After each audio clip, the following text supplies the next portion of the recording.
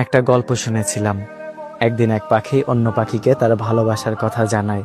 পাখিটি উত্তরে বলে, এখন তো তুমি আমাকে ভালোবাসো, কিন্তু যখন আমার খারাপ সময় আসবে ঠিক তখনই তুমি উড়ে চলে যাবে।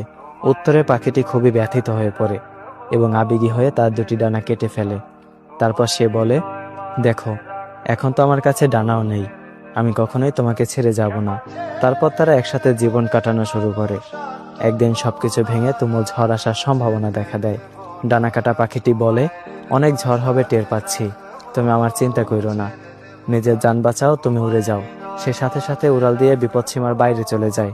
পরক্ষণে জানতে পারে তুফান আর আসেনি। সে আবার সেই পাখিটির কাছে ফেরত যায়, গিয়ে দেখে পাখিটি মারা গেছে, আর তার সাথে একটা চিঠি পায়। সেখানে লেখা ছিল, যদি তুমি উড়ে যাওয়ার আগে শুধু একটিবার আমাকে বলতে, আমি চলে গেলে তোমার কি হবে, তাহলে হয়তো আমি তুফান আসার আগে কখনোই মরতাম না। এই পৃথিবীতে এমন কিছু মানুষও ঠিক উড়ে যাওয়া পাখির মতো। তারা চায় তাদেরকে কেউ সবটুকু দিয়ে ভালোবাসুক, আর যখন কেউ বাসে তাকে তার বিনিময়ে দেয় এক সমুদ্র পরিমাণে বেদনা।